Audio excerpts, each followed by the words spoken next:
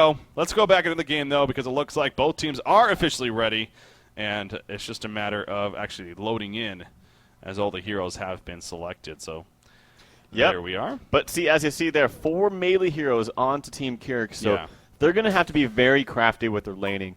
And they're going to have to tri-lane it somehow, because you don't want a dual lane, dual melee. That just, it does not work out. The other thing I fear for is not so much that you have more melee, it's that you're going to have a tri-lane with dual melee and Demented Shaman. So that means Demented Shaman's going to get such gimped experience.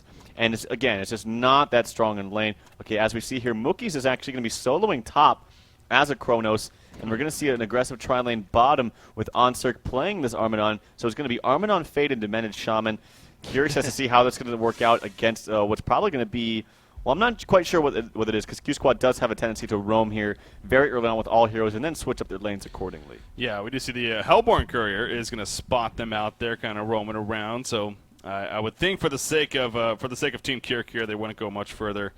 They are at a numbers disadvantage here, and I think just a lineup disadvantage in general, too, especially this early on. So probably best to stay back once again, but we'll see if they maybe run into them. I mean, they are going up a little bit. Demented Shaman wants to get the water side. What at what cost right here? There comes a Quake Stun. The Comet Stun to follow Demented Shaman. So much trouble. The Dragon Flame going to be used, and down goes Diaz. So, again, I believe they spotted them going in there, but they still felt that they could have gotten the water side down. Obviously, it did not work out too well. I think Desham just tunnel vision a little bit. I think there was clearly enough time to see them coming and just walked right into, of course, Meraxis did kind of come from the top end, but still, he's also placing the ward too far down, which means you actually have to walk a little bit further. It's even better to place the ward, in my opinion, as we see most of the time, above the tree, so you can see possible ganks or roaming around the jungle and the top side. Nonetheless, we're going to see what looks like a solo dragon in the bottom, a dual lane mid, and a dual lane top. So they're realizing the fact they don't really need 3 top against what's going to be a solo of, they don't know yet, but probably Chronos. And, well, I guess they do know because maybe they saw all the heroes. But nonetheless, they don't need 3 tops, so they're going to spread it out. They might even just be aggressive mid and constantly gank this Devour. Could be a little difficult because he's quite tanky, but nonetheless, I'm really curious to see the success, or if any, in this tri-lane bottom. Yeah, and actually, speaking of Devour, he's going to be jumped right here by Andromeda. There's a Quake Stun, the Zeal Stun to follow. Being tanky, might not still survives. There's so much CC. Can he at least deny himself? No, he cannot. Style will pick up a kill on Devour, so things are not looking too good here early on for Team Kierk. Point I wanted to bring up right there, though, again, Devour playing the middle role. As I said the last time we saw that was just absolutely crazy performance by him, being played by Misery, but that was in a 1 versus 1 matchup, him versus Bubbles. This time, clearly different. It is going to be 1 versus 2, depending on some switch-ups.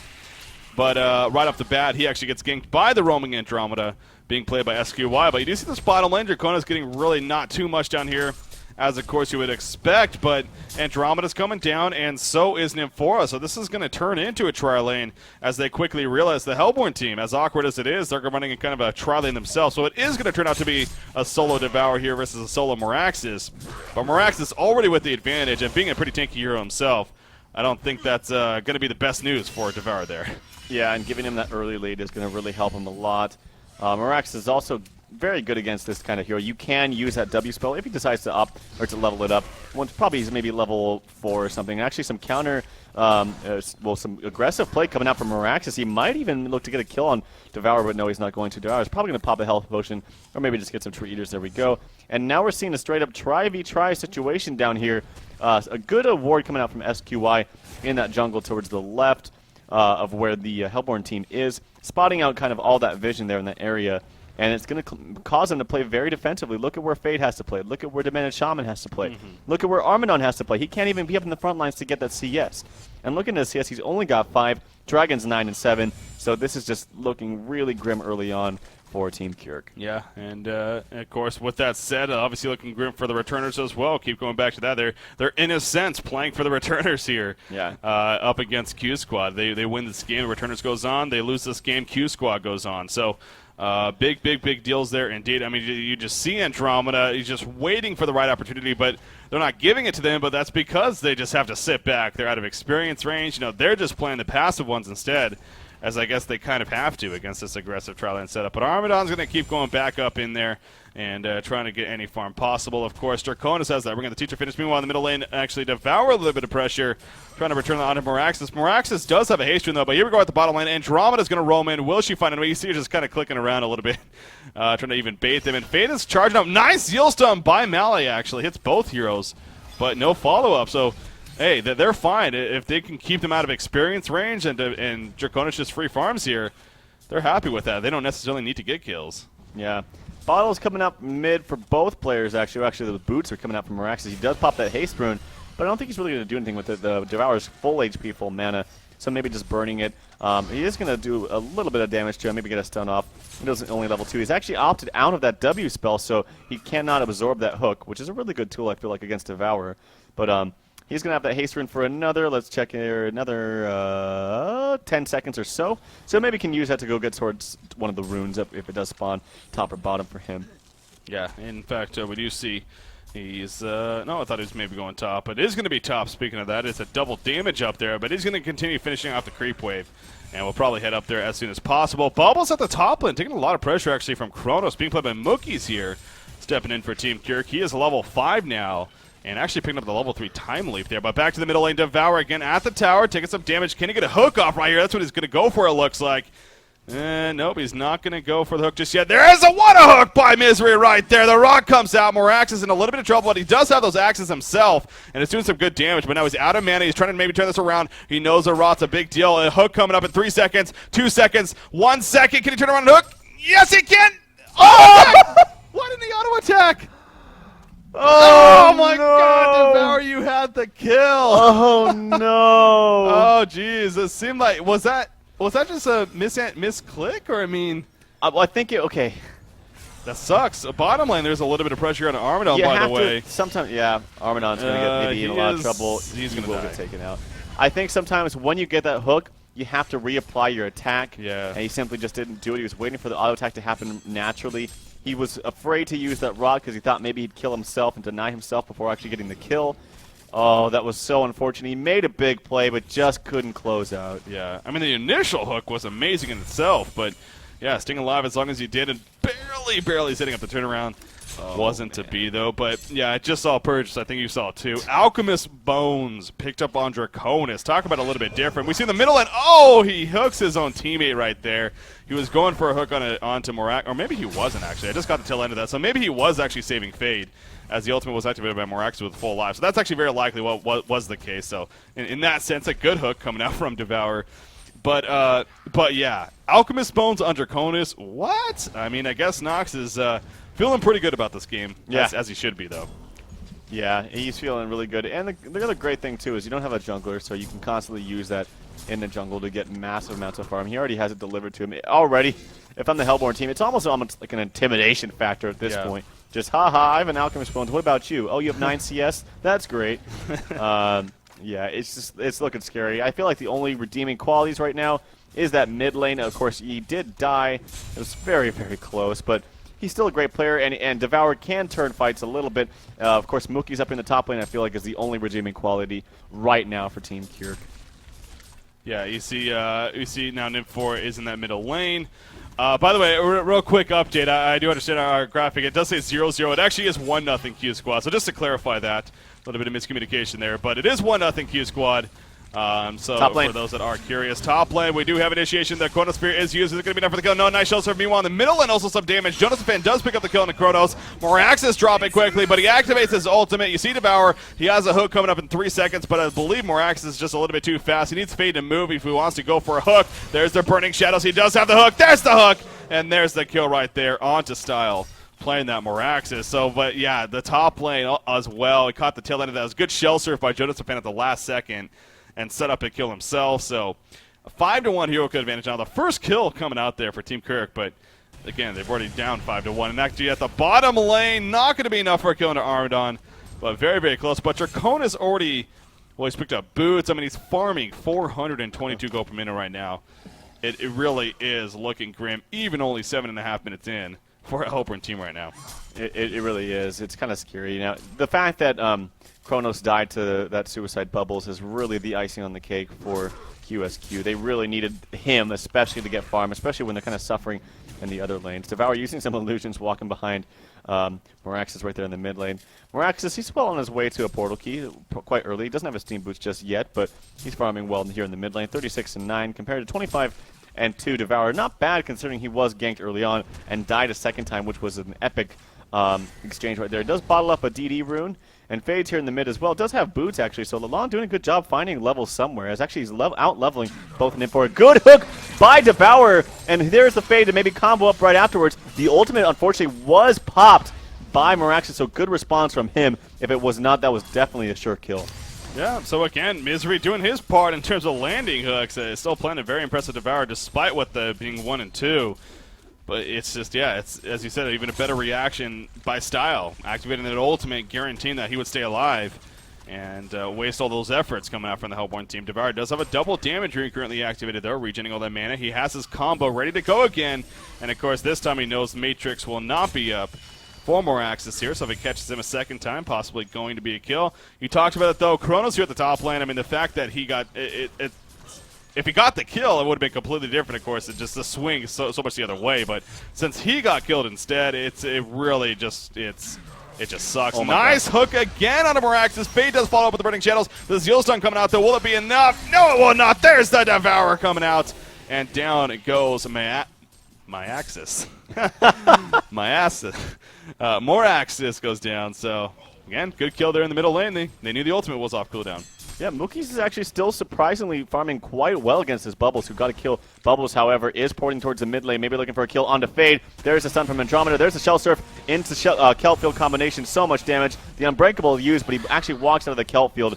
And so a good double kill setup from Jonas and Fan there in the mid. Yeah, unfortunately, Devourer just ran away, went to the base, and maybe that was a reason why the Legion team, noticing he was gone, they had a couple squishies there, might as well go for the kills, and sure enough, they make it a 2-0 exchange. So at the top lane, though, Moraxis joining Kronos, actually, so first time Kronos sees a different hero, he's going to time leap away before he gets comboed or anything, but now he's just going to be pressured by Moraxis, apparently. Devour does port to the bottom lane.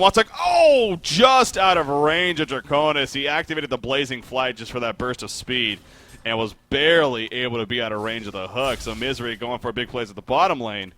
Unfortunately for him, though, not able to connect. So Draconis is in the jungle now. Has his Steam Boots finished. Obviously has a life tube. So now on his way to that Null Stone.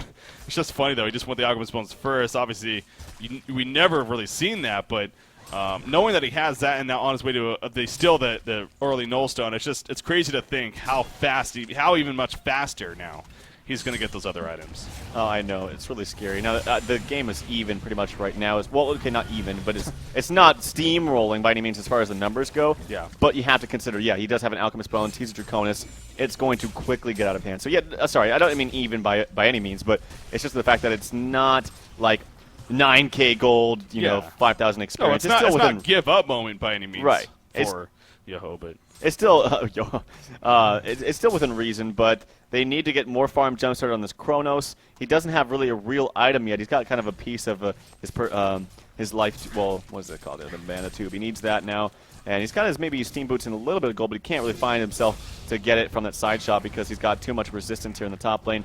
You have Moraxis up here. Nymphoria sitting shortly behind. Male has that those Striders as well to give him some extra movement speed to walk across the map.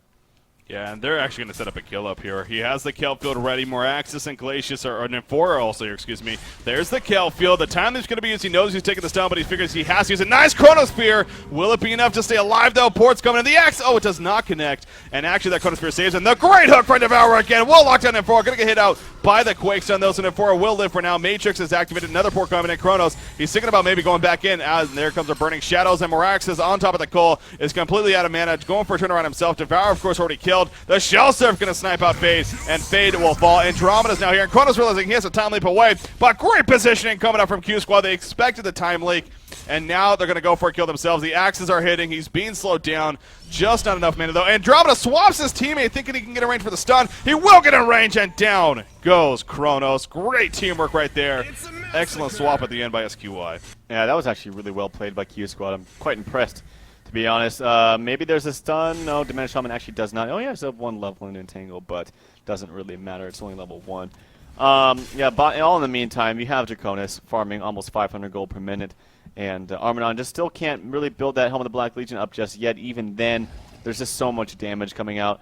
Not only all the magic damage, but you also secure the late game if you're Q squad with the Andromeda, because the Aurora does add a lot of negative, armor. And then once it gets to the late game, of course, Nox playing that Draconis is going to have items like Savage Mace, like Symbol of Rage, and he's just going to do so much damage.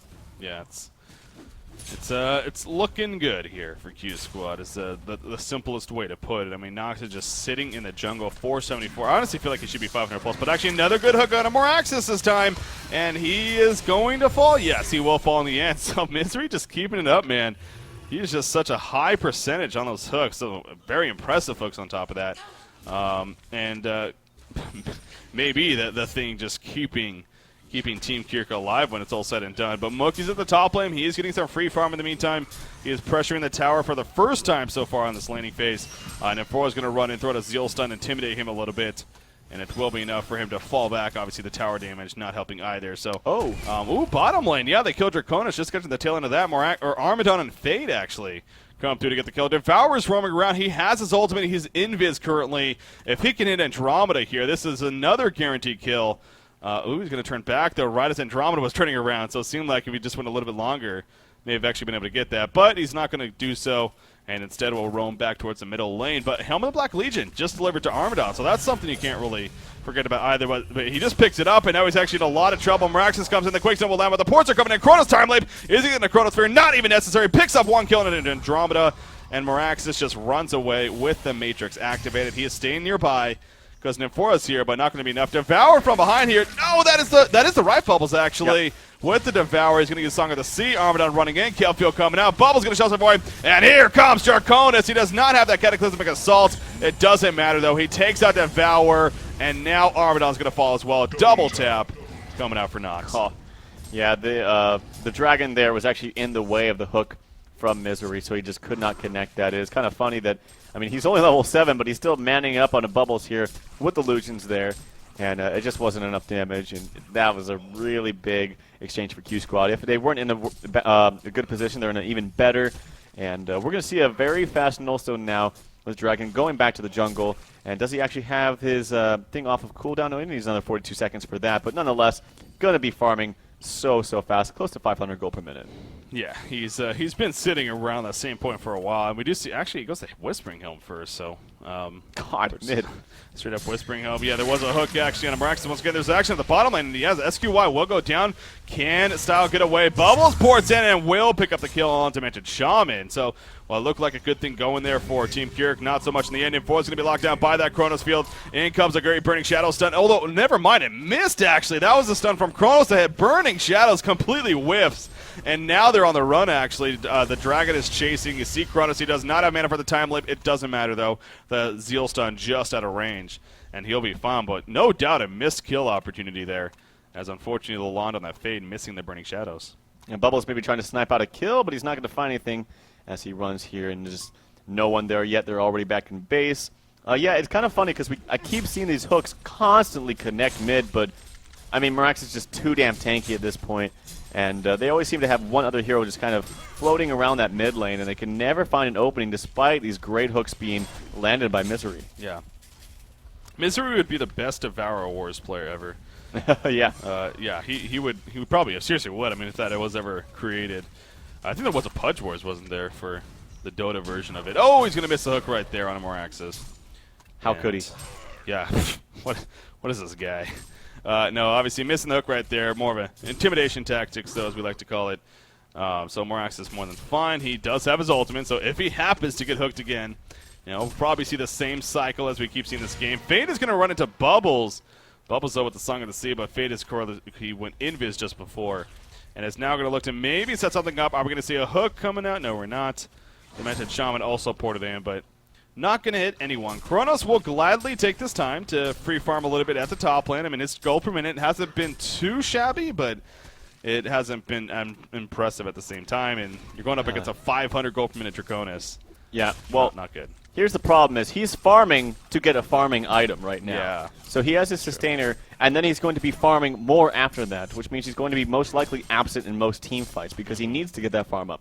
Well, Draconis already had his farming item, and he had that at 5 minutes. Yeah. So he's just so many steps ahead as we see action here in the bottom lane. Initiation onto Meraxis. He does get that stun off, actually, and he does use his ultimate. The Nymphora started coming out. Jonas fan able to snipe it. Mookie's out. He just ported it in. And actually, Armadon's in a lot of trouble. He does get the swap from SQY, and he ports him back into the fray. And actually, in the meantime there, we see Demented Shaman in the left maybe wants to do something. And there's the hook, actually, from Misery. Gets Bubbles right there. A great hook, and Bubbles will fall. So yet another great hook landed by Misery. Yeah, it's funny, but the swap almost helped the Hellborn team. And not that I blame SQY. I mean, I definitely would have done the same thing. I'm sure 99.9% of the people out there would have. It seemed like the right decision at the time, but it almost helped him because Armadon, he still survived, and actually Meraxis was very low, and the Quills were nearly killing him, so he was forced to play a lot more passive. Then, of course, we saw Bubbles eventually. He kind of committed to trying to kill Armadon, and he eventually got caught up by the hook there from Devour. So kind of an unfortunate change of events there for really Andromeda being played by SQY for Q Squad, but in the end, still in a pretty comfortable spot here. Of course, only 19 minutes into the game, looking at a 6,000 gold lead and about a 4,800 experience lead. Again, the farm on Draconis. Does he have a no-stone finished? I feel like I think he does. He at least has the Blessed Orb, if not the full thing finished. Nothing being delivered just yet, but we'll keep a close eye on that. See if it actually does devour his items. Again, he's 3-4-1. It seems like he should be like 10-0 by now with all the hooks that he's been landing. Yeah, but it's been honestly just better responses from Q Squad. You just got to give them credit for that. So Port behind mid. Oh, yeah, Devour's in a lot of trouble with Bubbles. He has a level 2 Kelp Field. Can Devour get near the tower in time? He's going to turn around with a hook, actually, onto Andromeda. But is that going to matter? Unbreakable's applied. Fade also porting in. The Unbreakable, will it heal him? Yes, it will. Keep him alive. In comes the Chronosphere. And now Chronos going for the targets. Who will he burn down? Will it be Nymphora? No, it will not. He stays alive. Matrix is activated. He misses the first axe. Chronos now just on the run completely. But Armadon actually joins the party. The hook is going to barely miss right there. He hit the creep. Wanted to get the Draconis. Unfortunately, did not. Bubbles in the background. What was Bubbles thinking? Jonathan fan making a very risky move right there. Ends up being a death for him. And, well, one player dies, and it happens to be in favor of a Q Squad there. So that actually didn't finish too bad for them. That was a really interesting decision by Jonathan fan. Just kind of feeding himself for not really any reason, but maybe trying to snipe out a kill. Had a good idea, but just wasn't able to connect and do enough damage. Thinking maybe thought they were a little bit lower than they were. Double damage in bottom. Andro wants to do something about that, but no, he realizes a hook will be his demise, so he backs away smartly.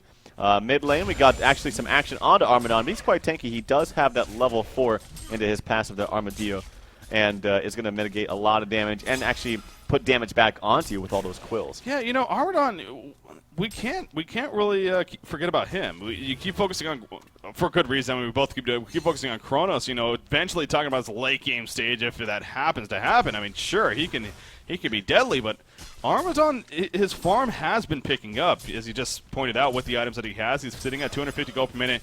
He is tanky, and in fact, I'm going to pull up the damage chart. Okay, he has 9% overall damage. I thought it may have been a little bit higher, maybe, but still, he's second on the team. And those quills, they continue to add up, especially if he can get his back turned in those fights to Draconis, who's just pounding out with a cataclysmic assault. There's going to be a lot of quills being spammed, and those can definitely add up with the charges and the damage output in the AoE presence. So. Honestly, Team Kierk, I mean, this game is still, it definitely isn't over here, despite what seemed to be such a great start for the Legion team.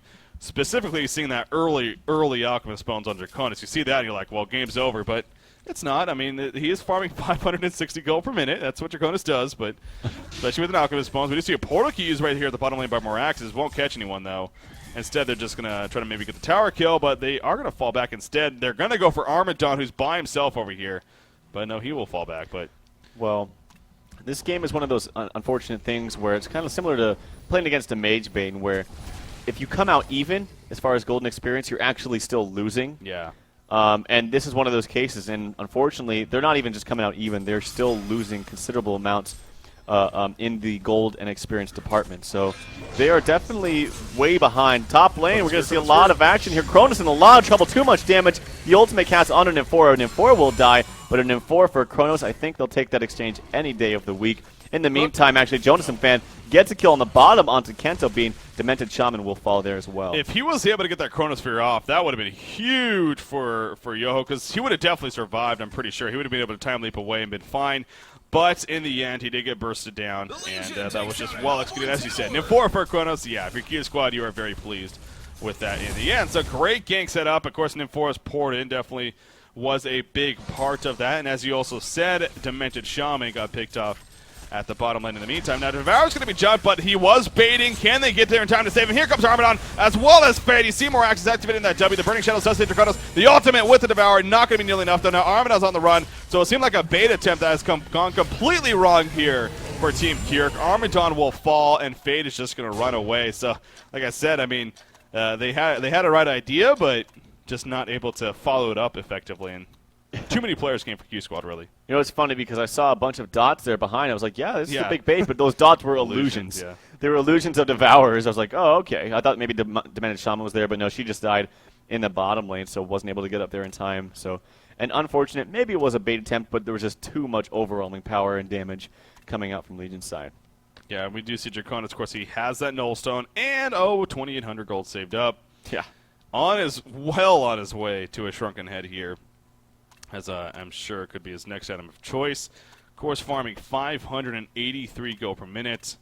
Apparently, we are going to have a restart here on the modem, so for one of the players. So, again, hopefully not too long. But so, if you do happen to be just tuning in, or just to, again, reiterate here, guys, this is game number 2 between Q Squad and Team Kierk.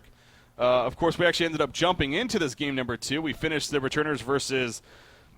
we finished the Returners taking on FYKU previous to this, and the Returners won their series 2-0, which actually set up this series to be very interesting, because if Team Kierk could even take a game off of Q Squad,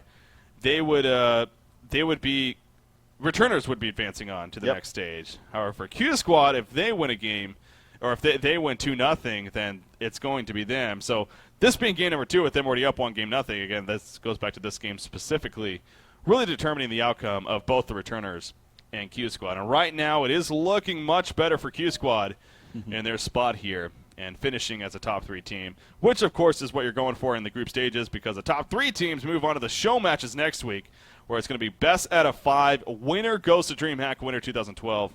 The losing team is done with DreamHack. So, Yep, Q Squad's in a very, very good spot right now. Of course, 3 timeouts all at the same time. It seems like maybe they're landing. I'm not 100% sure. But hopefully they come back for their sake and our sake and your sake. But they definitely have this game in a good position. Draconis is farming out of his mind.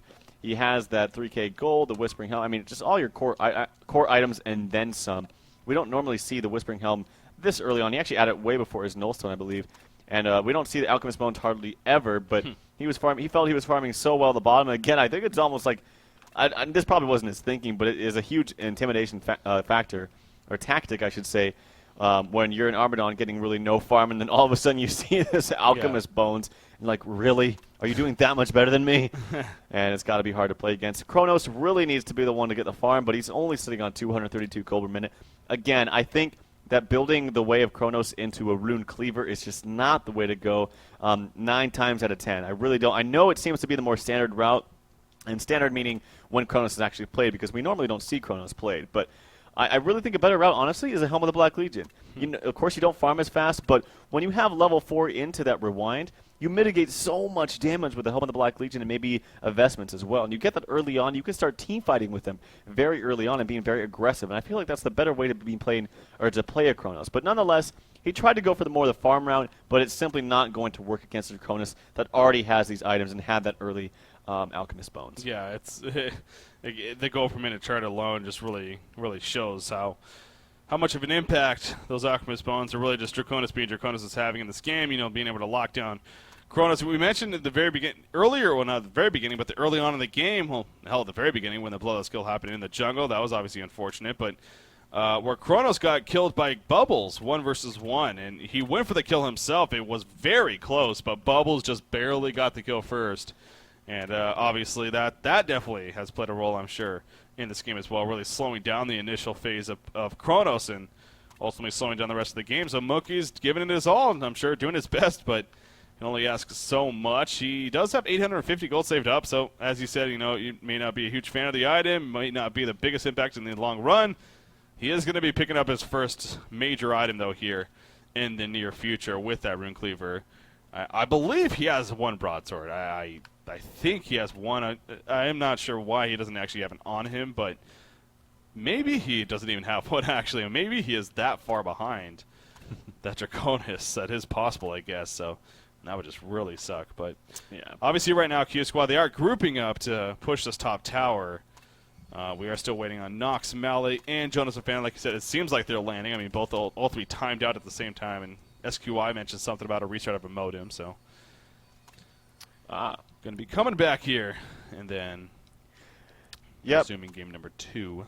Yeah, it's going to be interesting to see, the final matchups we're going to have for you guys after this game. If QsQ does, of course, take this, they will get one of those 3 spots in the best-of-5 finals, and they will be playing the 1 seed of Group B, which is Bunker Down, if I'm not mistaken. I believe it is. Again, I'm not certain. I want to stay away from saying the exact matches before we're absolutely certain. But just the 3 teams from each. It's Gary Johnson 2012 TT Esports, excuse me, coming out from Group A so far, and then of course you got Bunker Down, Lions, and Pikachu are the 3 teams from Group B. So yeah, I don't know the exact standings. I want to get official word from the admins before we go into saying the exact matchups, but. I think you may be right. We have the Group B set, right? Like those are the top 3 teams. Those are the top 3 and those teams. Aren't changing, definitely. So, yeah, no matter what. So yeah, but that's of course something that we do plan to go in as well after this game here, to officially make the announcements of the 3 matchups that are going to be happening, and that will start on Tuesday, Wednesday, and Thursday of next week, guys. That is. I want to say the 16th, 17th, and the 18th, if I'm not mistaken. But anyways, that's going to be at 9 a.m. Pacific, 12 p.m. Eastern, 1800 Central European Time. Those would be the 3 best-out-of-5 matches on each of those days. And, of course, we'll let you know the exact matchups. Well, really, by the end of today, by the end of the cast today, we will know the 3 matchups and who is playing when. So... those are going to be so much fun. Again, best out of 5 series, straight up. The winning team goes to DreamHack winner. The losing team is done. It really wouldn't surprise me to see 4 or 5 game series come out of each and every single one of those. I find it hard to believe that we're going to see a 3-game sweep with any of those possible matchups. We're just so much on the line. So, yeah, there's a lot of line. Honestly, though, I really feel like most of the teams in Group A are much stronger. It just seemed to work out that way. Gary Johnson 2012, they've proven to be a very strong team. Yeah. TT Esports, arguably, top 3 teams in the world. Right up there, actually, with QsQ. But QsQ didn't seem to do just as well as them in this group. But they did, they did have a harder group. I don't want to fluff around that. But, I think, specifically with Bunker Down, since we do have some time in this pause, they have shown a lot of improvement when they were Team 15.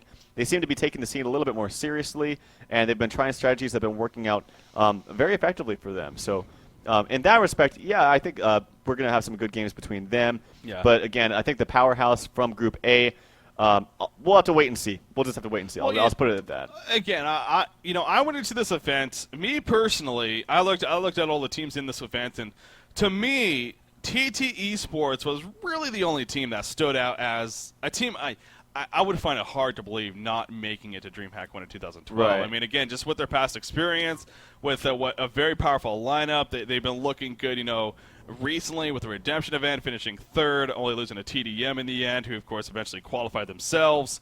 A great team, and definitely a team that deserves to be there. But in the end, they are going to have to earn it, of course, like everyone else. But so to me, going into it, that was the only team. But, yeah, you're right, especially after seeing the play now through the group stages. And Gary Johnson 2012, they've definitely impressed me. I mean, again, obviously a great lineup with players, and you look at it that way. But I was very interested to see, if they were going to make it work out together and how that was ultimately going to pan out. Well, they finished ultimately 7-0, including wins over TT Esports, the returners, QsQ, looking impressive throughout all those series. So, yeah, here they are now in prime position and face that 3rd-place team from Group B. Which, again, I don't know if it's official. I don't want to get anything official away, but it is setting up like they could be playing Pikachu in their best-of-5 matchup.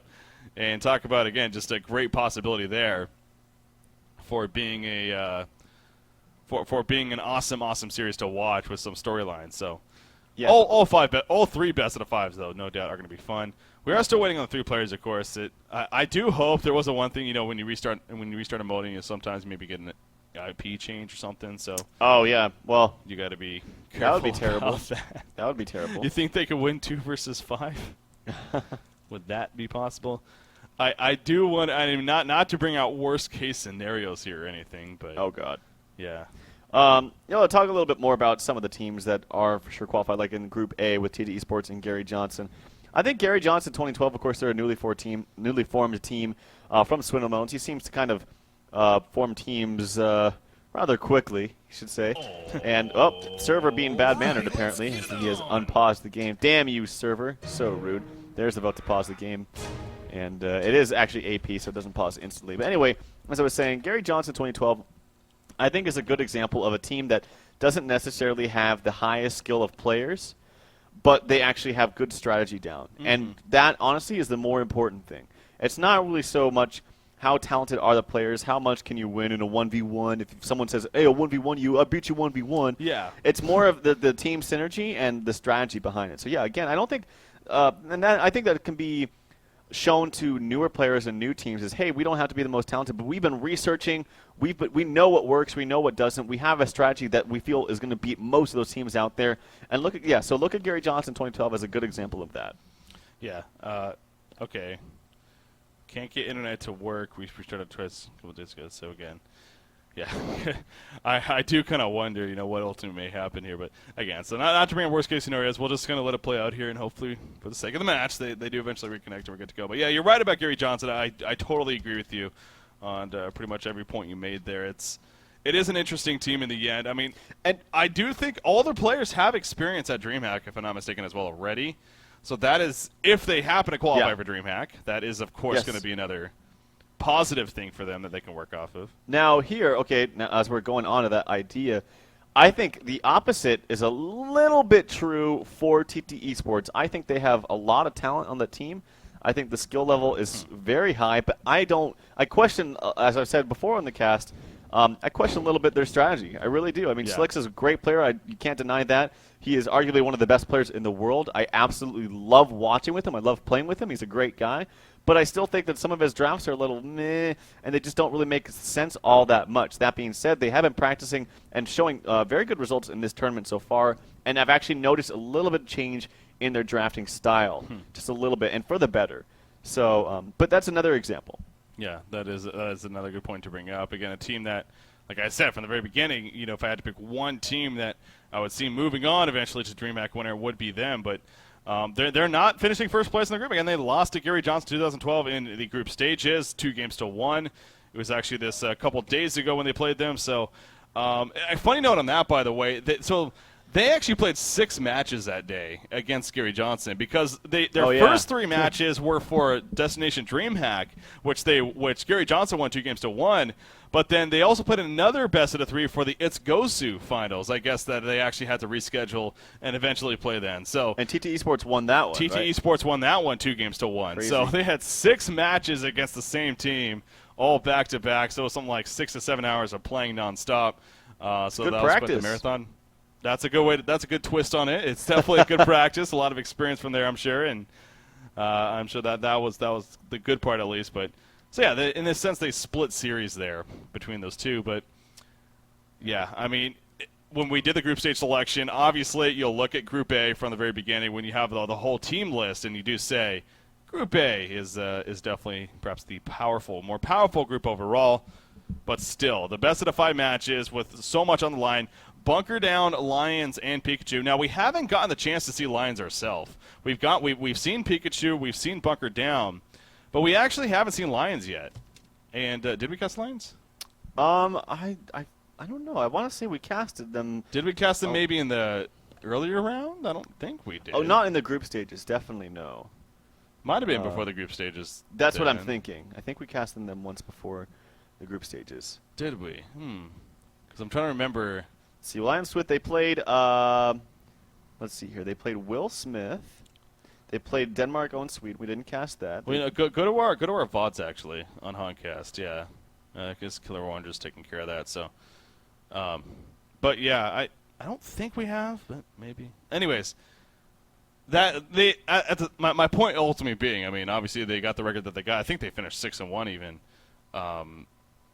That's another scary team. These are not teams that are just going to be rollovers by any means for these Group A matchups. I mean, sure, you look at all three matchups, and people may favor the Group A teams, but I would even stay away from that for at least a couple of them, if not all three of them. So I really am expecting awesome best-of-5 matchups there for that stage. Again, Tuesday, Wednesday, and Thursday of next week, guys. So. Well, we have not cast them. Yeah, I didn't think we did. I didn't think we ever cast the lines yet. I think there was one day we were maybe going to, but it didn't happen. But anyways, they're formerly known as Thug Sauce going into the event. But then that's right. Yeah, that's right. Then they picked up the Lions name. Huh. Okay. Well, maybe I missed that. I don't know. Anyway, yeah, they're a very well-seasoned team. There is a team that, when I talk about that God comp, that's who I think of, is that Keeper of the Forest. That's right. Yeah. Polywog. They used to use Vindy in the strategy. Vindicator, but with the Forsaken Archer and Pharaoh as the initiation, and it works so damn well. And yeah, they're the ones that really come to mind. That was we called it way back then the Decerto, or Deserto, however they call it, strat, because back then, before they were Lions, they were Deserto. And boy, they're a fun team to watch. They're pretty aggressive as well. Yeah. You see Kierk bringing up the question right there again. I hate to say it, but I don't know. We would have to, of course, get a hold of an admin, so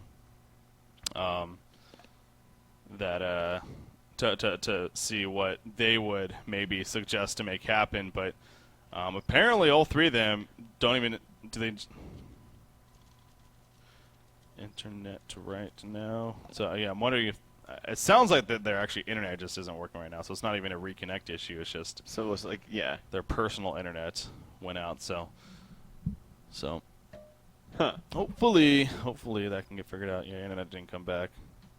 Well, let's try to maybe talk to admins, make sure we can get a ruling on that. Yeah, if we could actually do that to make sure our admins, of course. Big shout out to our admins, by the way. They definitely don't get enough credit that they deserve. But always the guys behind the scenes. You got Inkling, Mr. Old Shadow, Chuck. I know I'm missing somebody. We got, well, of course, Milk Fat and Snoopy is the list. If I'm missing anyone, I do apologize. But they of course do their stuff behind the scenes. They're the guys that are updating the standings and making sure all the matches actually are getting played, at least for the most part, and doing what they can for that to happen. So, and just helping keep organization. So, definitely a big shout out to all those guys behind the scenes doing work, very deserving of it. Without them, the event wouldn't be as it was. So yeah, well, Trough is going to go ahead and notify them of what actually is happening right now, so we can see if we can get some sort of ruling if that possibility came up. We are in talks with admins. I'm going to let them know that. So yeah, I mean, there are some other topics out there I could always throw. Hold on. In the meantime, make sure to check us out at Honcast and then hontour.com for those websites. Make sure to follow us there, not only at hontour.com, but onto our Twitters. I'm at Troufpon and at BreakyCPK. And I've been trying to do a better job of updating and you've been getting there. And being I'm a kind of a new guy to Twitter. I used Facebook for the longest time as my page, but Twitter seems to be where it's at. So Twitter's just so simple. It's simple, yeah. I'm still learning a lot. Like it's so confusing to me, but I'm trying my best to update it as much as possible. Yeah, definitely check out those guys. Do the follows and whatnot. It's always a lot of fun. Something I did want to bring up though.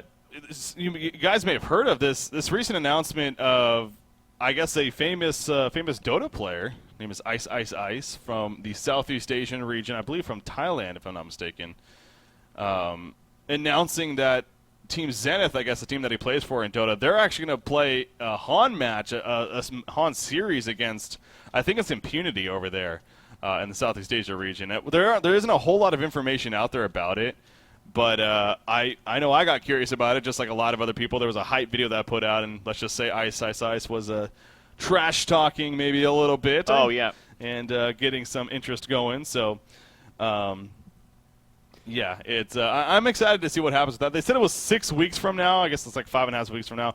Now, that does line up with DreamHack, so I think it's a separate thing. I was told later on that I believe it is a separate thing. People think that I would actually know what was happening, but I don't. So that is the Garena region. That's Southeast Asia. Of course, they have their own thing going over there, which is very successful, by the way. If you weren't aware, I mean, they have a huge player base over there. That actually is pretty ridiculous. But yeah. Oh my God, people are reconnecting. Look at that. Oh, we got one. Look at that. We got two. We got two. Knox and Jonathan Fan are going. Molly's the one that's not Molly's connecting. The one that's DC. Knox and Jonathan Fan have reconnected, so we might still have a game now ahead of us, and hopefully we can get this rolling along. But yeah. Speaking of, so kind of segue with that is, right now it's been officially said that 2 Southeast Asian teams at least are going to be DreamHack Winter 2012. Of course, they're going to meet up with the 5 North American European teams, and then the one the server on pause, and then the one Latin American team. That's actually another thing to bring up here. Latin America, they actually are hosting their finals for their qualification series. It's been going on today, I believe. It's actually at the Brazilian game show that they have going on there in Brazil, and there's a couple of recognizable players, names like Yo-Yo Balls, Pride, things like that. So I don't know if that ends today, but soon we'll know which Latin American team is going to be going. And soon is finally here because Molly has reconnected. Oh, my God. He is reconnecting. Ontour.com, baby. Soon is finally here. But, yeah, make sure to check out those Brazilian games. I think they're actually streaming them. I don't know the exact schedule, but yeah, like I was saying, I'm not sure. But check out on Twitch. They'll have it in their title, and you can watch that. And yeah, both Pride and Yo-Yo Balls, that does come. Those names do come to mind, and they're fun players. They're both very decent players, and wish the best of luck to them and the teams and all the teams that are competing in that tournament. Man, that DreamHack event, I mean, obviously we were hyped going to the last one as well for good reason. It was the first time that we got Southeast Asia coming in. We got the CIS region, so that was a lot of fun. But I think this time around, especially the Southeast Asian teams, they're going to be even more experienced now. We always keep going back to that when we happen to cover them or talk about them. They have the skill, man. Those players really do. But when it comes to strategy and experience, they just didn't really have it at that point. Obviously, that's been happening more and more lately. So, but holy crap! It looks like we are good. Good luck, have fun. It looks like they've actually reconnected, and we can resume this game. So thank God for that. I was so worried we're going to have to do some kind of admin ruling here. No, not us specifically, but the admins were going to have to step in. But they indeed do not. How funny would it be if 2 minutes from now the game concedes? I mean, seems like that sets up a lot. But anyways, yeah, let's see what happens. Well, I wouldn't put it past them. I mean, honestly, look at the farm that they have. Let's jump back into this game and look at some item picks and what's going on. We got an 18-9 hero kill advantage for QsQ.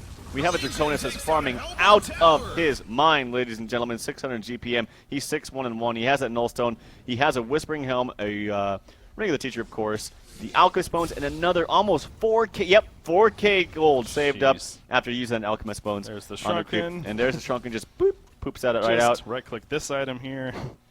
Yeah, Andromeda is level 9, also has a considerable amount of gold herself, sitting at 1,800 gold. They're looking to group up and push this tower, and by all means they can do that. They also have the portal key just freshly purchased onto Jonas and Fan playing that Bubbles. So they have the initiation tools with Bubbles and Miraxis. Ooh. There's the hook, actually missed attempt there from Misery, but this is going to be an epic fight. Yeah, this could be the fight that maybe just ends it. That would be kind of ridiculous. It is possible, though. I mean, and I think the Hellborn team was like, oh, he doesn't have a Shrunken Head still. This could be our chance. Oh, never mind. He has a Shrunken Head now. So that's going to make things really difficult. Misery just sitting in the background. He is still waiting to maybe go back up and get another hook chance here, and maybe they can capitalize off of that. But you see the spread really by both teams, actually. A lot of spread going on. You got in the jungle. Fade is running out there. A Ward of Sight was played. I thought that was a revelation at first, but no, just a Ward of Sight. Do they have a Bound Eye? They do not have a Bound Eye, but there we go. The hook hits Miraxis, actually. Miraxis dropping quickly. He does have the Matrix activated, though. Taking the damage. Here comes that Cataclysmic Assault, level 16. The Shrunken Head, and look at the damage output from Draconis. The spread coming out from Team Kierk as they need to. The Chronos Field was already used. Our Chronos trying to get away. He has a time leap in 1 second. He time leaps. The damage comes from the cup, but the rewind doing work, though. He barely stays alive, but so far the only death actually on a Fade didn't work out as that wasn't bad for Team Kierk. I mean, it seemed like it would have been so much worse, but they honestly responded to that very, very well there in the end. But still, all 5 are up for Q Squad, so that's the bad news. Yeah, I'm actually just blown away that it wasn't a complete massacre against them. But yeah, the rewind pucks really coming into play there for Mookies, and good healing overall from Kento Bean. And of course, Armadon's quite tanky. Fade does get taken out. Fade really does need to hit level 11 if they want to actually get some pickoffs before the fight. He did try to, she did try to go around the trees, as you mentioned, spotted out that Bubbles, but I think only had like 2 seconds left of duration of that ulti. And so you really need to get that duration up. That's why I've said before, Fade is so much better when she hits level 11 than when she has that level 2 ultimate as opposed to that level 1 ultimate. Yeah. Yeah, so strong with the cooldown. So, well, there is still hope at last here for Yoho, a.k.a. Team Kierk, on the Hellborn side. Kronos, did he have that? Okay, no, he actually finished a... Did he have the Iron Shield? Otherwise, maybe he did. He picked up a Mystic Vestments, I think, actually. Anyways, he's still working on the Rune Cleaver. He does have 1,200 gold. There's the purchase of the Broadsword. And that is apparently the first broadsword. So, like I said, it just seemed like it would have finally been at a point where he'd have it. But, no, I mean, that just goes to show you how struggling he really has been. I mean, he's 2-4, only 240 gold per minute. And then you got Draconis on the other hand. The gold per minute chart is just always so funny to look at. 620 GPM and just counting. He just bought a Slayer. I mean, he's going to have Alky Bones, Nullstone, Whispering Helm, Shrunken Head, Steam Boots before 30 minutes, it seems like, at this rate. Could even be a Savage Mason, too. Yeah, I wouldn't be surprised to see that. I mean, they're grouping up here at the bottom lane, Andromeda, Bubbles, and Draconis. Maybe they can catch this Kronos, who's pushed up a little bit far. You see the auto attacks and the quick timely. Bubbles jumps in the background, puts the Song of the Sea on the Demented Shaman. The Capco catches. There's the Shell Surf coming through, and it will be enough for the kill. Chronos Spear coming out, though. Will they be able to get some kills? Nice swap from Andromeda. She's going to be the one pulled in, and down she goes. So they thought they had a chance, but the Dragon gets swapped down. Moraxis jumps in. Armadon dropping quickly. Draconis has so much right-click auto attack damage. Look at how big he is with that Shrunken Head as well. And the Hellborn team, again, just kind of in retreat mode now, and this tower is going to be heavily pressured. God, Draconis just does so much damage. I feel like even if Draconis was going up against another hard carry of equal farm, it's like an intimidation tactic for like a bear. Like, say, you know, when you find a bear, you're supposed to either like just stand still or make your presence known, and then like open up your shirt and just start yelling. I feel like that's Draconis. Like when he pops that Shrunken Head in the ultimate, he looks so freaking big and scary. Huge, it's just like, oh my God, I don't want to fight him. What do we do? Yeah, but anyway. Even then, I mean, they don't have anyone to contest his farm. The next highest in on their team is 248 from Mookies. Doesn't even have that completed Rune Cleaver. And even then, when he gets it, I just don't think it's going to be enough at all. There was triple stack Ancients here, by the way, too, and they just cleaned those up. But the funny thing was, Draconis didn't get like any of it. It was actually a Shell Surf at the last second from Bubbles, and Jonas and Fan stole a lot of the kills. So a little bit of funniness there. But Devour in the middle lane, he pushed up, thinking he's tanky enough, but no, he is not. Just so much damage. The team was ready, and they just collapse on him. So now with Devoured it, especially for another 40 seconds, they have a really, very slim chance as if they already had going into these fights. So they're going to lose yet another tower. This will be the final outer tower, so that'll slow things down at least. But, yeah, this is now a 21,000 goalie, 12,000 experience lead. And, 5 minutes ago, it was a case of, honestly, it's not 100% over. There's still chances. They could just hold it off, and maybe Kronos can somehow start coming back, some with Armadon. But now, here we are 5 minutes later, and it's Q Squad's game to throw, basically, at this point. I mean, the Rune Cleaver has finally been finished on Kronos. But again, with that kind of item, it's an item to farm more. Yeah. You farm for that item so that you can farm more. You don't farm for that item so you can go fight.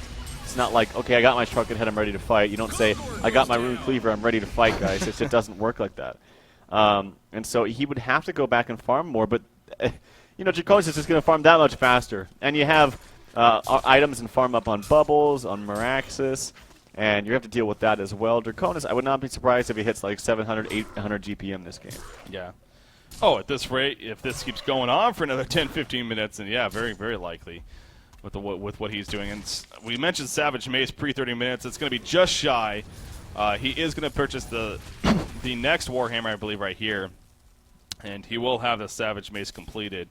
As there we go, the double Warhammer is being brought Yeah, so about a 31-minute Savage Mace. That's just bad. 650 gold per minute. He is already hitting hard, going to be hitting even harder now. What do you do if you're Team Kierk? Not many options, unfortunately. Like I really said there, it really is the case now of Q Squad. They're going to be the ones big time to just make complete dirt moments. But with what is on the line, with the way that they've been playing not only this series but just in general lately, you'd find that very, very difficult to believe. So it looks like Q Squad is in a pretty good spot right now.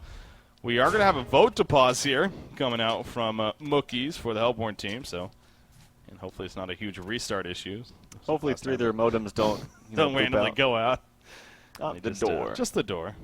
Not the biggest deal. Yeah, really the only way that kind of the Kierk can really look at these fights is they have to fight and segregate that Draconis. Like, either stun him and CC him somehow while killing someone else on the other team. I mean, it's so much easier said than done. Yeah. But, I mean, if you're trying to pull out options, this is all you can do. You're going to have to fight and just disregard the dragon. Honestly, I don't think you can kill him right now. Or you do the other way. You go all out on the dragon, which might be the right decision because he did not pick up that token. He actually gave that token to Miraxis. Oh, wow. But here is the other factor. Do you go all out on him knowing full well that Andromeda could just swap him out? So it's really hard. It's really hard to initiate and fight these team fights. Yeah, and you know, as we've seen, they didn't even wait for the ready. They're just like, we're ready. Okay, go. And meanwhile, SQY sitting there like, yeah, we definitely weren't ready. So, oh god, don't. Oh jeez. Oh boy.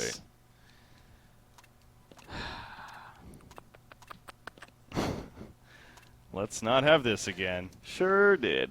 Yeah, apparently members are now pinging 999 yet again. And we're at another pause.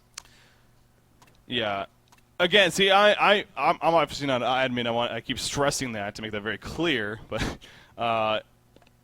honestly, to me, it's a case of. I feel for the Hellborn team, obviously, in Team Kierk. You could respect the fact that they ended up showing up in the end to what they're playing with nothing on the line. They're playing in a sense for the returners, and they ended up having to come a little bit later. But at the same time, Q Squad was manned up, and they were like, we want to actually play the match. We don't want to take a forfeit win, thus getting that third place spot, which they definitely still would have earned. But we want to actually play the match and deserve it in the end. We don't want to have that asterisk above our name. So, they eventually delayed it to this point, and then they got the match played. Of course, they just won the first game pretty quickly. But if it's a case like this where they have a substantial lead, I mean, we're sitting here. The only reason, let's be honest, we're sitting here giving any hope for Team Kierk is for the sake of the cast, really. Yeah, is what it comes down to. If for whatever reason this ping issue keeps up here for the Legion team and it just becomes unplayable and we're sitting here for another half an hour, I would like to hope that Team Kierk is like, all right, we showed up, we played, you were manned up, you allowed us to reschedule just a little bit later, but we're going to go ahead and just concede because honestly, I don't see any point in having a remake right at this point. It's kind of ridiculous to me. So I want to make it very clear. That's why I'm kind of wording it very careful here. That I'm not bashing Team Kierk in any way. I'm just kind of hoping if it gets to that point here, that Team Kierk may just take the high road and be like, let's just go ahead and wrap things up. Congratulations, and move on. But yep. Yeah. Well, I mean, clearly QsQ is in such a substantial lead. I really don't see them. I don't even think there's a way to possibly throw this, honestly. I really don't. I mean, Dragon can pretty much 1v5 them at this point. With that Savage Mace up, it's going to have, probably next item. You can actually replace that Alchemist Bones with another item as well, maybe something like a Wing Bow. But, I mean, look at that. Compare that to the farm of their hard carry on to Team Kierk. You have a Rune Cleaver. I mean, there's just no farm at all available. And apparently they're still at 999 ping, asking if they should try and restart. Oh, boy. Sure. Oh, there's one timeout. Oh, but that's on Misery, though. It's actually, oh, God. It's on the other side. So here we go. The game of timing out. The fun stuff commencing here.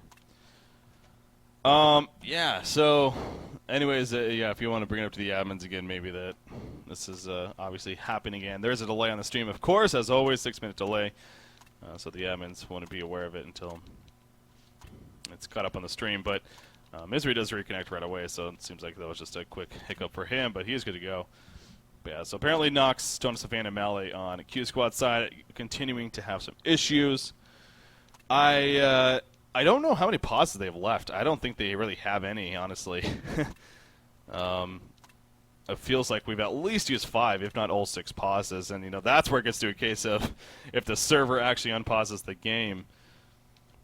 So we really only have like another 5 minutes here before we try to get something figured out, unfortunately, at this rate. Yeah, I'm not sure. Honestly, this is just my 2 cents. I really do feel like, yeah, you can play out the game. They have every right to. Both teams do. Yeah. But honestly, I don't see any way that Team Kierk could actually jump back and take this game. I really don't. Unfortunately, as cruel as that sounds. I mean, at the very least, you do a remake here. At the very, very least, you remake. There's no way you play on if you're Team Kierk. There's absolutely no way. I mean, there has to be a point where an admin can step in and be like, the game was over.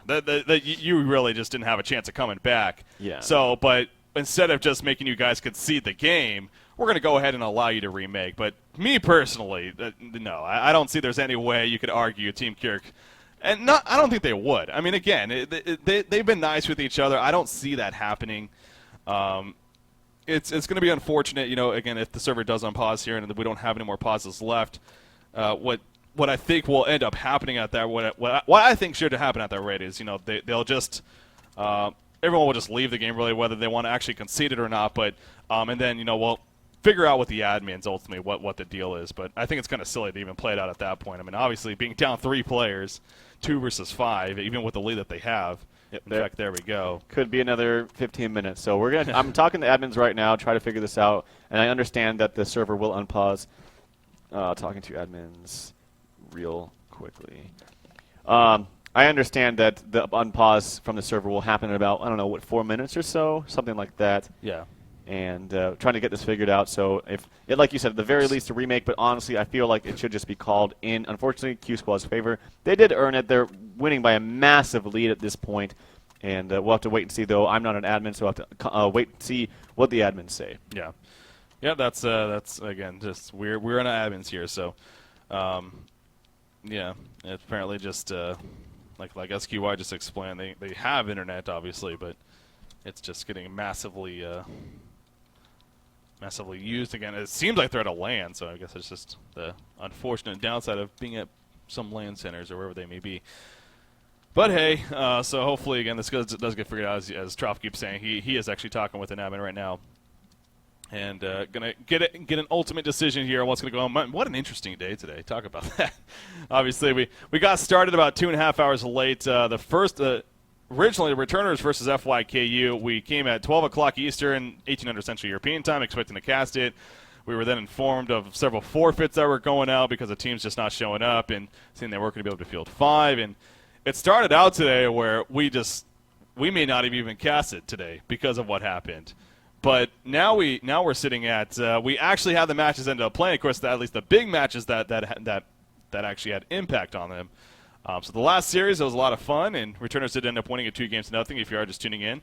And now here we are in Game 2 of Q Squad versus Team Kierk, where Q Squad has a 1-0 lead, but Team Kierk just needs to win 1 game, and then returners would actually be going on, and Q Squad would not. But game number 2, obviously, in a big advantage right now for Q Squad, and unfortunately, we've ran into some internet issues. As you can see, we've maybe had a total. We're getting up to around 30 minutes of pause time now here in the second game. So it's getting so close to getting a result here, but it's just not happening just yet. So, but anyways, life goes on. Again, still trying to figure it out exactly. We'll see. We'll see when the server unpauses if they actually do have another pause. Yeah. But if they don't, then. Okay. Well, it sounds like. If the server does unpause and they're not back, we are actually going to call this in favor of QsQ. They're just at such a substantial lead at this point, and that it really just seems apparent that there's really no way that that unfortunately Kierk can get back in this game, and that's simply because it's not like we're making them end the game. It's this game will be unpaused automatically from the server, and from my understanding, there's no pauses available. And since they're not back, we have to make a ruling. Otherwise, the game will be just automatically played on because the server will unpause. I was just going to double check because obviously the admin should be the ones, honestly, telling them that and not us. So I'm just on Kierk, that is. So yeah, so we'll just hopefully they get in touch. In fact, yeah. So if you want to actually tell the admins to talk to Lalonde Sure. from their team. Either Inclin or Chuck. Oh, God, I keep doing that. I keep forgetting I'm actually on stream. We've been in a pause for so long. I keep wanting to alt tab. No, I don't think we need to, because actually there is chat going on, and I know people might be curious what they're actually talking about. So might as well keep it in there. But yeah, so the admins are in touch with them, and I believe Lalonde is going to get in touch with one of the admins and kind of discuss it out and get a final ruling here. But so as you said, and it's what it sounds like that they're talking about, that could be the case. And again, it has to be coming unpausing here very shortly between these two teams. But it does sound like that when that does happen, it's just going to be a victory for QsQ. So. Well, at this rate, I mean, is there even a point now? Waiting for the server to pause, I guess, is where I'm kind of getting at when it's all said and done. Right. So kind of just in that awkward moment of silence here. I'm not really sure what to do. Do we have any more pauses? Okay, apparently we do. So we got at least 10 more minutes, guys. We got at least 10 more minutes. That definitely should be the final pause there. Yeah. I don't see them having more than that. Well, yeah. I mean, it's hard to really talk about or fish for things to talk about at this point. I mean, obviously you know how the game has been played if you're watching and tuning in. Again, in case you are just tuning in and you're kind of wondering what the hell is going on, we are kind of at a stalemate right now. It's 22-10 hero kill. QsQ completely in the lead right now with a massive golden experience lead. Draconis has a massive amount of farm on him. Unfortunately, they are having some internet issues with their modem. They seem to be landing, and they're all kind of timed out and disconnecting at the same time. So we're trying to get this taken care of. This is an important match because the winner of this will decide who goes on to play that best-of-5 final. So. Oh, it looks like right there. Okay, well. As Lalonde just got the message, apparently, they were just told that they were going to just give the win to QsQ, but I guess SQ. Obviously, we hate doing this kind of thing, guys. Yeah. Like, it's no fun to always have rulings like this, but unfortunately, this shit does happen from time to time, and you have to. I know, obviously, SQY is saying we don't want to forfeit loss or win either way, but at this point, there's really nothing more that can be done unless we completely remake the game. But clearly, they're having internet issues. Regardless, this game would have to be played on another day, I'm assuming, which maybe if they want to, adopt that idea, I guess they could. But right now, the admin ruling is in favor for QsQ of winning this. Mm-hmm. It is, and I understand SQY obviously and where he's coming from in the sense that it gets to a point though where you've tried, man. You have tried to make this happen. It's happening, but issues are coming up and. Honestly, you should probably. I personally would just be fine with it, just moving on. I mean, it does get to a point where we're sitting here also as spectators, and it's like it's clear that QsQ was going to win this game. I mean, in my mind, there really is no question about that, and I think for a lot of people, in fact, for pretty much everyone tuning in, they feel the same way. So, is it even necessary to kind of sit here and go through another game with these two teams? Even if we somehow get the internet problems figured out, it's just. To me, it just seems like a little bit of overkill, to be honest. So I would rather it just be a case of what the admins ruled and just, this game going in favor of QsQ. And so that way we can also, understand what we're dealing with now in the show match stages and moving on with the actual tournament. So, again, I completely understand where SQY is trying to come from, but it does get to a point where you got to just take it because it gets a little bit overkill. But anyways, I guess at this point they are going to wait for at least just the one more pause here, and then we'll see what eventually happens. They obviously still haven't even reconnected yet. Nymphora is actually getting killed by Devour right here. Misery taking advantage of the disconnect, you could say.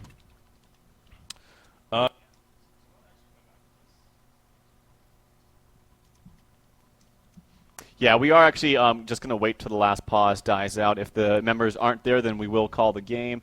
But yeah, again, both respectful teams on both ends, of course. QsQ has pretty much been here waiting to play all day, and I'm sure they just want to play the game, as I'm sure both teams really do. And so having an end to the game like this, or end to the series like this, is always unfortunate. But what can you do? Again, these things do happen, and you just kind of have to take them as they come at you. Yeah. Well, so maybe another 5-6 minutes here before it officially becomes official between these two teams. So again, we're just kind of sitting here in the good old pause game and waiting for the inevitable. Oh, there we go. We are back on us now. So yeah, obviously getting this dealt with, and like I said, I do understand where he's kind of coming from, but it gets to a point where let's just move on. So you know what we might as well do, rather than wasting any more time, let's just safely say Q Squad wins here. This is, again, it's kind of weird, obviously, because of how it's happening and everything, but Q Squad, 99.99999% chance they are going to be winning here against Team Kierk. So with that said, guys, that does officially wrap up the group stages here for Destination Dream Han. And I wanted to go ahead and start getting an idea now of what we're going to be dealing with these the 6 teams now that are going to be moving on to the show match stage, and see who we're going to be watching and what. So do we have updated standings before? Okay, let's go ahead and go to updated standings right here. We'll start with Group A now. So sure. Again, this is with Q Squad, of course, going to be taking this match. Here against Team Kierk. So Group A standings, we do got Gary Johnson 2012, as I said. They are going to finish 7-0 here in the group. TT Esports will be 5-2 with 17 points themselves, and Q Squad will actually be 5-2 with 14 points, tied with the returners. But because of the head-to-head matchup, they do take the third place over there. So it first goes to record, of course, then it goes to points. But with both of those being tied, then it goes to tiebreaker head-to-head. And Q Squad did defeat the returners 2-0 earlier on in the group stages. And, of course, FYKU, Isopolette, Team Kierk, and Call It Karma wrapping it up right there. So those are the top 3 teams. There you go. CJ 2012, or GJ 2012. Yep.